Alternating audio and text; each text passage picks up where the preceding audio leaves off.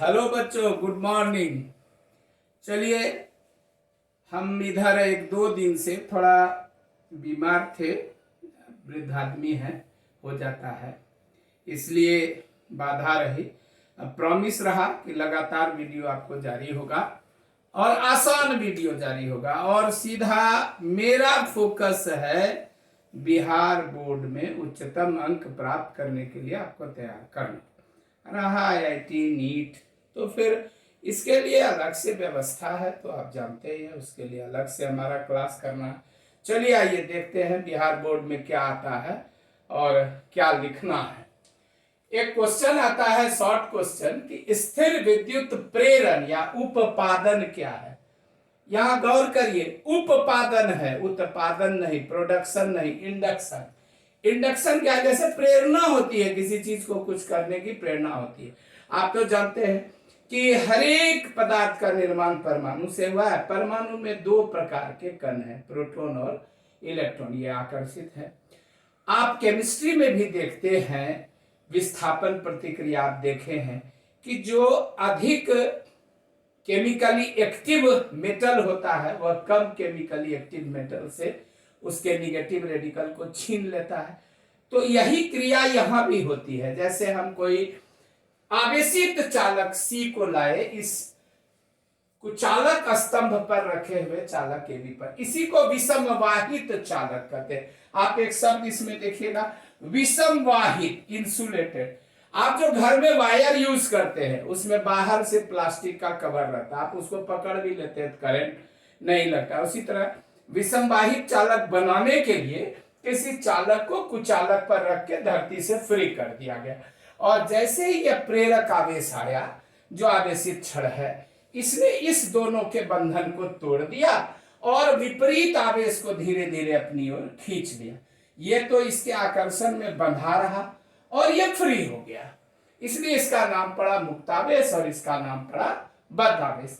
इसकी पूरी कहानी और इसकी पूरी व्यवस्था विद्युत धारिता और कंडेंसर जब हम पढ़ाएंगे तो उसमें बहुत डिटेल में डिस्कस करेंगे, कृपया इंतजार करें।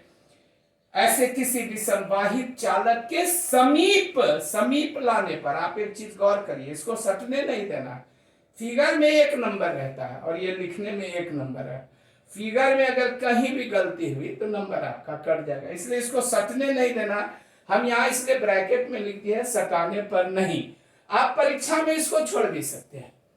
नजदीक वाले छोर पर समान परिमाण में विपरीत आवेश। एक बात गौर करिए, आप यहां अगर 10 कूलम आवेश देंगे तो यहां भी 10 कूलम आवेश पैदा होगा, और यहां भी 10 कूलम। आवेश का उत्पादन होता है और न विनाश होता है, इसी पर तो यह आधारित है। और दूर वाले छोर पर समान परिमाण में समान आवेश उत्पन्न होने की यह घटना है, इसी को स्थिर विद्युत प्रेरण कहते हैं। अब इस पर आधारित एक क्वेश्चन यह भी देखिए कि एक अनावेशित पिथ बॉल को, ये पिथ बॉल क्या हुआ?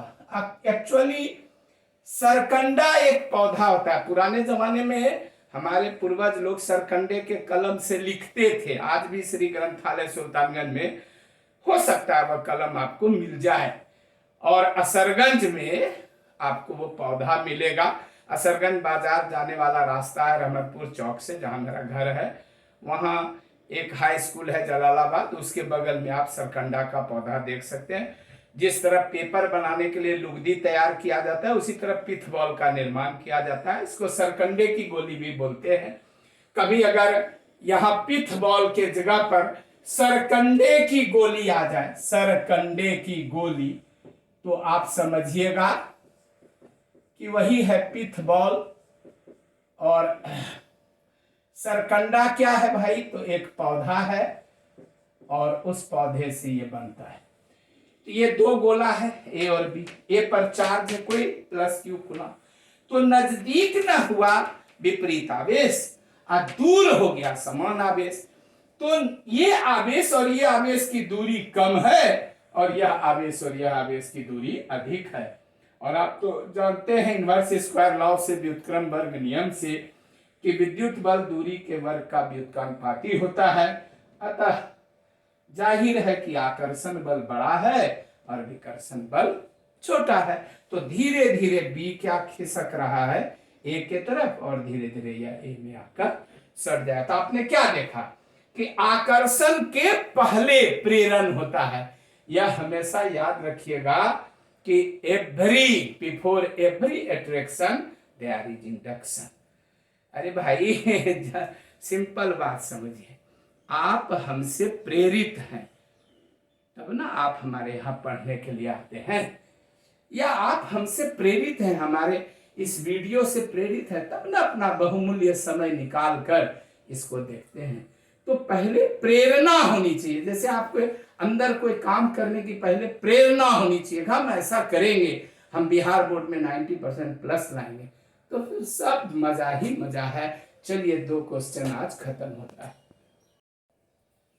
विद्यार्थी, यह 15वां शॉर्ट क्वेश्चन है, और आपको एक बात बताते हैं कि चैप्टर 1 में लॉन्ग क्वेश्चन बोल के कोई क्वेश्चन है नहीं, न्यूमेरिकल्स हैं बहुत सारे, और बिहार बोर्ड में न्यूमेरिकल नहीं पूछा जाता, परंतु पॉलिटेक्निक, इंजीनियरिंग, मेडिकल, ये सब में तो न्यूमेरिकल कुछ न कुछ आता है। और हमारा उद्देश्य रहता है कि हम विद्यार्थी को ऐसा पढ़ाएं कि उसका फंडामेंटल मजबूत हो जाए, ताकि वह उन कॉम्पिटिटिव एग्जाम्स की तैयारी जब करे तो उसमें भी उसको सुविधा हो। इसी को ध्यान में रखते हुए आज हम ये सोच के आए हैं कि आपको कुछ न्यूमेरिकल्स भी बताएंगे, और ये मेरा इस चैप्टर का लास्ट शॉर्ट क्वेश्चन होगा। सेकेंड राउंड जब रिवीजन करेंगे, लॉकडाउन टूटेगा, तो कुछ और क्वेश्चन अपने तिजोरी से निकाल के आपको देंगे। स्थिर विद्युत बलों के अध्यारोपण का सिद्धांत क्या है? सुपरपोजिशन क्या है? अगर आपका कोई चार्ज है और चारों बगल का एक चार्ज से घिरा हुआ है, तो सब चार्ज इस पर अपना अपना बल लगाता है। बल म्यूचुअल होता है, जितना Q3 Q पर लगाता है उतना Q Q3 पर लगाता है।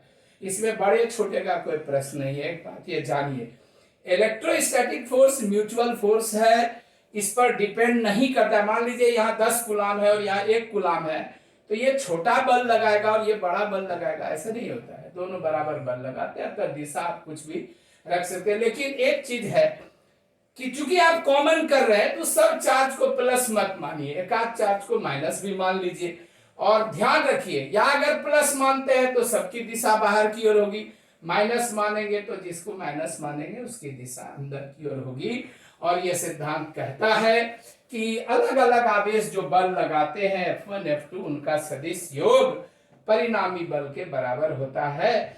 और ये इस बात पर निर्भर नहीं करता है कि अगल बगल में कौन सा आवेश है, सब अपना अपना बल लगाता है। जैसे आप किसी अच्छे भोज में खाने जाते हैं तो आप अपना खाते हैं, आपको जो स्वरुचि भोज है, बुफे सिस्टम है, जो आपको अच्छा लगता है आप खाते हैं, आपको इससे क्या लेना देना है बगल वाला क्या कर रहा है नहीं कर रहा है।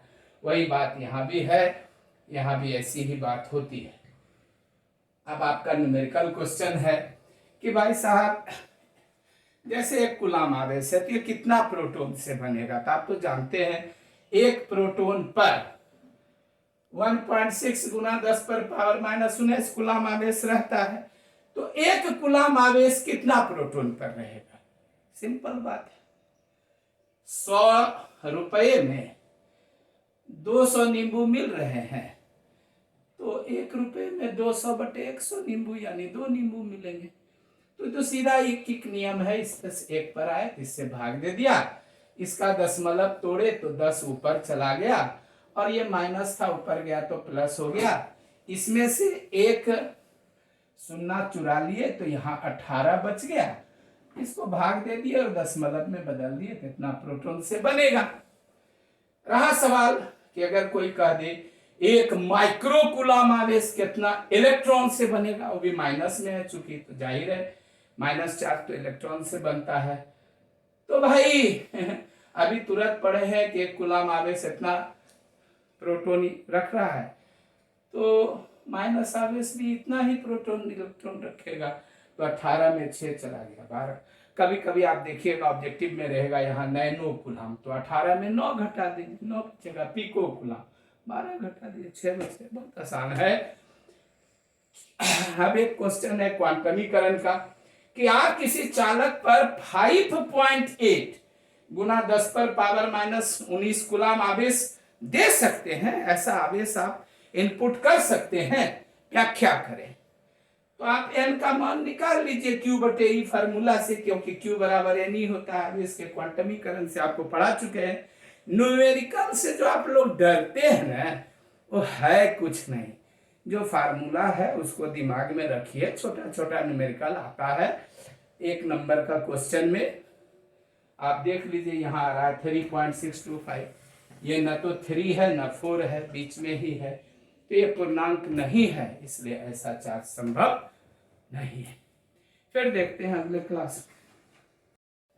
अब इसी से मिलता जुलता अगला हिसाब कि क्या किसी चालक पर -3.2 नैनो कूलम आवेश हो सकता है। तो फिर आप उसी तरह से n का मान निकालिए जो पिछला प्रश्न में निकाले। तो आप देख रहे हैं कि एक पूर्णांक संख्या आ रही है, तो हाँ ऐसा संभव है।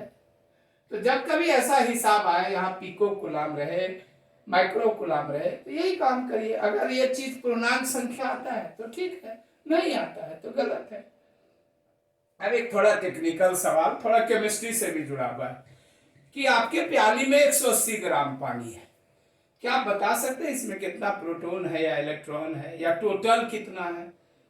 तो आप पहले ये देख लीजिए कि 180 ग्राम पानी कितना मोल होता है।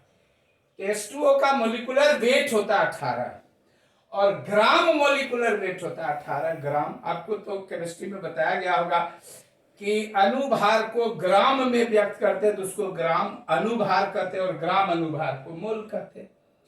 तो 18 ग्राम पानी में 1 मोल हुआ, तो 18 × 80 से 10 मोल हुआ। और 1 मोल में इतना अणु होता है, एवोगैड्रो नंबर। इसको तो एवोगैड्रो की संख्या कहते हैं, एवोगैड्रो संख्या होती है इतनी। तो 10 मोल में इतना अणु होगा। अब एक अणु H2O में ये 2 परमाणु है, तो 2 प्रोटॉन 2 इलेक्ट्रॉन, और यहाँ 1 परमाणु है तो 1 परमाणु में 8 प्रोटॉन 8 इलेक्ट्रॉन होता है। तो 8 2 10 प्रोटॉन और 10 इलेक्ट्रॉन है। तो 180 ग्राम पानी में इतना प्रोटॉन और इतना इलेक्ट्रॉन है। जोड़ के बोलेगा तो 2 गुना उतना हो जाएगा। दोनों को जोड़ने हैं तो जोड़ के तब पूछा नहीं, पूछता है अलग अलग कितना प्रोटॉन है कितना इलेक्ट्रॉन है, और लिखिए या लिखिए, सब ठीक है। अब एक और न्यूमेरिकल क्वेश्चन। आपको याद होगा कि हम जब चैप्टर 1 का क्लास कर रहे थे तो बता रहे थे कि दुनिया में स्ट्रॉन्गेस्ट फोर्स में से गिनती होती है इलेक्ट्रोस्टैटिक फोर्स की।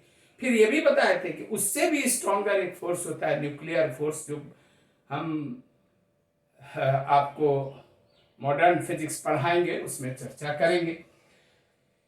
और वीकेस्ट फोर्स में आता है ग्रेविटेशनल फोर्स। ये जो गुरुत्वीय बल है, ये गुरुत्वीय बल है, यहाँ पर शॉर्टकट में लिखे हैं गुरुत्वीय बल है। अब आप तो जानते हैं न्यूटन का गुरुत्वाकर्षण नियम से, इसका तुलना करिए, सबका मान रखिए। मान आपको दिया भी रह सकता है, याद रखना चाहिए, इतना होता है इतना होता है, जी का वैल्यू इतना होता है। और इसको घर में थोड़ा हल करिए तो आप देखिएगा लगभग 10 पर पावर 36 आएगा। और एक तरफ अगर इलेक्ट्रॉन और दूसरे तरफ इलेक्ट्रॉन ले लीजिएगा तो 10 पर पावर 42 आएगा। इलेक्ट्रॉन का मास याद रहे तो ठीक है, नहीं तो देखिए मेरा हमेशा पढ़ाने का ये इंटेंशन रहता है कि अच्छे बच्चे घर पर जाकर किताब पढ़ें। खाली वर्मा सर का कुंजिका लेने से काम नहीं चलेगा। वर्मा सर का कुंजिका लड्डू है, पास कराता है, हाँ फर्स्ट डिवीजन कराता है, लेकिन 90% 95% मार्क्स के लिए आपको घर पे थोड़ा मेहनत करना होगा। और नहीं बनता है तो हम तो हैं ही, आपको तो पहले भी कहा है, ऐसे क्वेश्चन वैसे क्वेश्चन, जैसे भी हो क्वेश्चन वर्मा सर है ना, देखा जाएगा। Thank you very much. फिर मिलते हैं अगले क्लास में।